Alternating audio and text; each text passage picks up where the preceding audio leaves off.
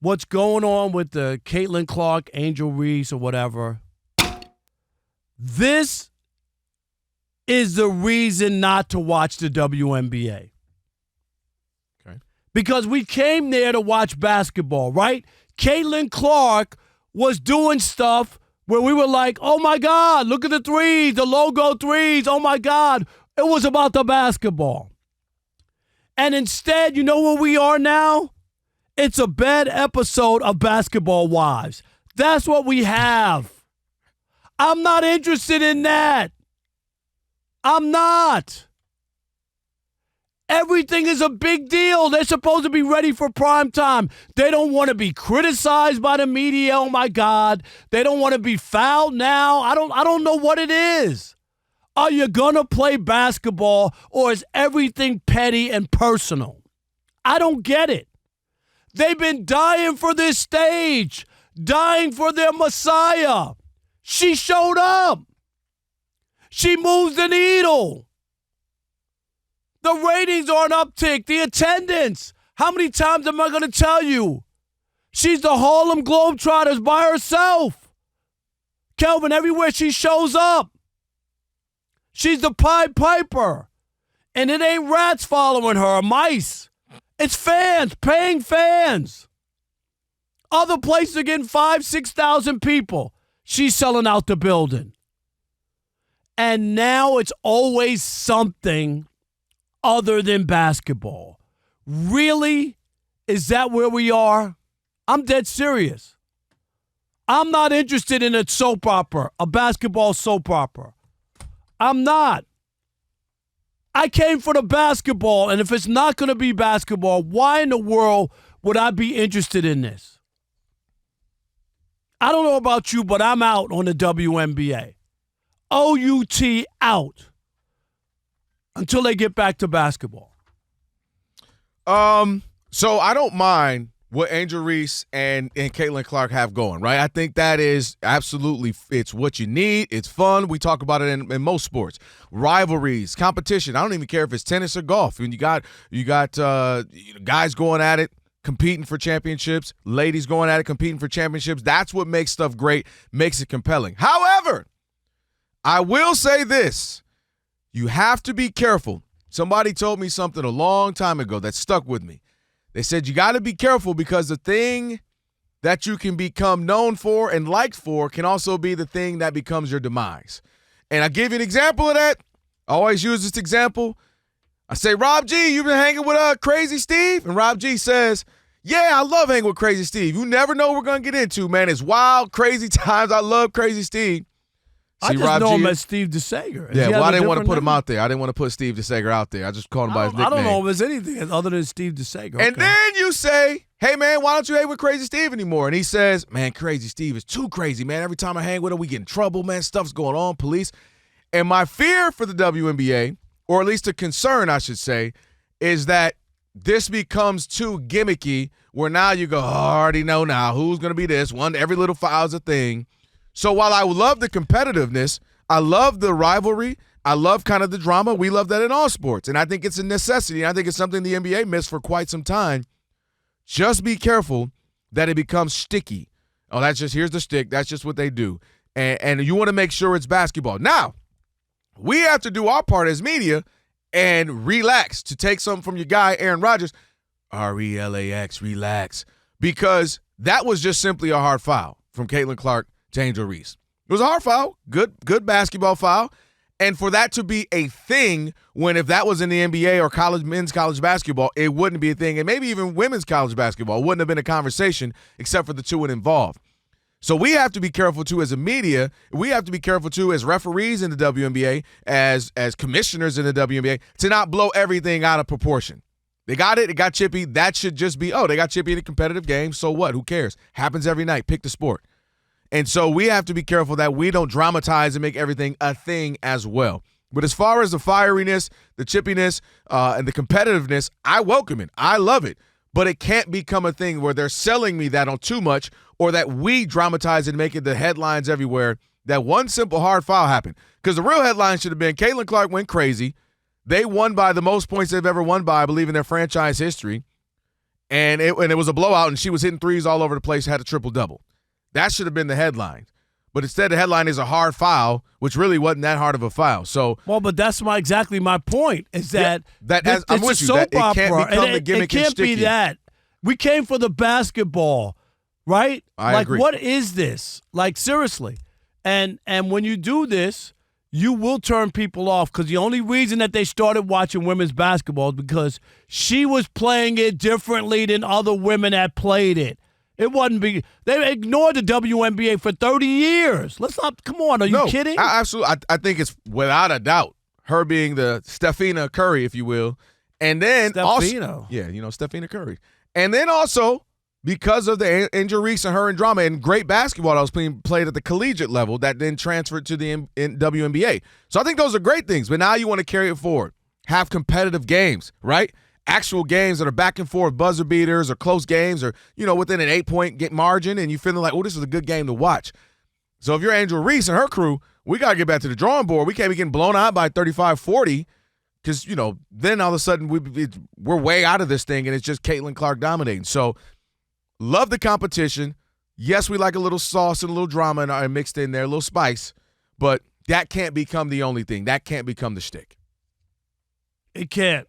Because it will turn a lot of people off if that's what this is going to be. And everything's a big deal and everything is personal. Yeah. It just can't be that. Let me add this real quick before we break. Angel Reese specifically is going to have to watch this, because they're both very emotional. They're very fiery. But I think Angel Reese, I don't want her to get lost in the sauce and get back to just playing ball as well, which I think she tried to do in the second half. They just got blew out. But just, play ball, do you, be you, continue to be who you are. I got you. You don't want that. I'm with you. And they're both talented players. Mm-hmm. Play. Because then if you're Angel, what's she gonna do tonight? Is she gonna push somebody down? Is she gonna you don't want that to where it becomes people watch to see, ooh, is she gonna have attitude, slam somebody, you don't want that, because she's a heck of a player in her role.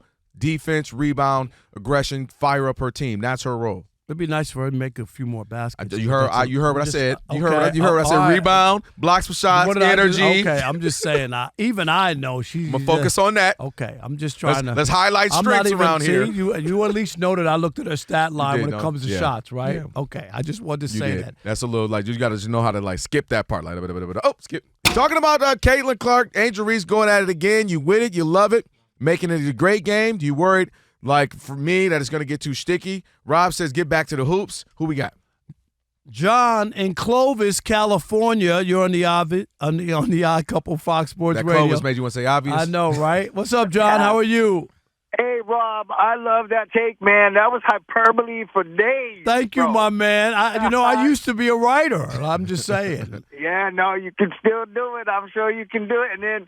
And your boy gonna be the voice of reason, But they need a lame beer in the ladies' league, man. That's true. Because you remember that those kind of back in the day, there were characters, right? And so they're building characters and building it up. Because I'm going to tell you what, man. I mean, I know you guys cover sports and you have to do this all the time, but for the most part, nobody watches WNBA, bro. Nobody. No, I got you. I know. Hey, John, John, I'm just. You ain't got to listen. You ain't got to convince Rob. You ain't got to convince me. Hey, and so you start getting them out there, doing things, and maybe we might tune in to see what might happen. That's we need some basketball. You need the competition and you need the rivalry. That's what I was saying. The only thing is, again, you don't want it to become where Angel Reese has to do that. I get it. Yeah, appreciate it, John. In order for us to watch, she better body slam somebody. Right. If we're doing all that, then that's the only fear is that for her specifically. How about Sean from Sacramento? You're on the Odd Couple Fox Sports Radio. What's up, Sean? Yo, my globe-trotting uncle from another mother, cousin Kelvin, my brother's behind the board. What up, Mary Mac? Man, to me, this is just a bunch of shtick, man. You can't be posting. I see the internet going wild. J.R. Gamble talking about the matchup between these two. Then I tune in and one team is getting blown out by 30 points, and the big sticking point the next day is a little kerfuffle between Caitlin Clark and Angel Reese. I hear you, Rob. It needs to be about the merit. When you go back to the NBA, Bird versus Magic, those were close games. That was worth the price of admission. To try to stand these two up, and it's really 100% one-sided. It's just showing you who these cornball analysts is out there trying to make this their whole shtick today. They don't know how to analyze the real game. They don't know how to do baseball, so what do? Whatever the biggest highlight packages of the day, and it happened to be Caitlin Clark and Angel Reese. I'm out on the WNBA. All right, Sean, he's out. Y'all would never end, you and Sean. We're Stop out. it. Greg in Wichita. You're on the Odd Couple Fox Sports Radio. What's up, Greg? What are you guys doing? Hey, I didn't start watching WNBA till last year because of Caitlin, but the game Saturday, I'm with Kelvin. It was the media. Clark made a hard foul because she didn't want to give a layup. Right. I agree it was a hard foul. That's all it was. And that was it. I don't think Caitlin's to blame for anything. I mean, she doesn't speak up, doesn't fight, never bitches about not getting foul calls she should, never bitches about getting called for fouls that she didn't make. Like that one was no technical. It was just a flagrant? It was, but Angel Will, I'm sorry, the other one, she can do whatever Angel she Reese. wants to do. Angel Reese, right. Yeah. She can be who she wants to be. To me, I think she'd be better off not podcasting and working on her low post. Oh, my. Yes, when you look at that shooting percentage. Thanks, Greg. We appreciate it. Thank you. Yeah, people are not going to let her layups go. No. MJ. Go ahead. MJ in New Orleans, you're on the Odd Couple Fox Sports Radio. What's up, MJ?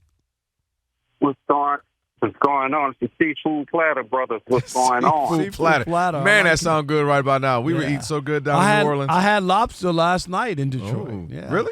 Yeah. Oh, you feeling fancy. What was her name? What was her name, Rob? Uh-oh. That boy, hey, MJ, he and her blushing. Hey, my brothers, look. I watched the first game the other day, the Sparks versus the Valkyrie. I thought it was a playoff game. Mm-hmm. Watch this game here also. I don't know what this social media type thing is or whatever, but they got to get control of it. Not out on it, Rob. You should be a thing. You've been a reporter since 1987. And you're not feeling the WNBA where they play real basketball. They posting up. People diving for balls in game one. Rob, come on.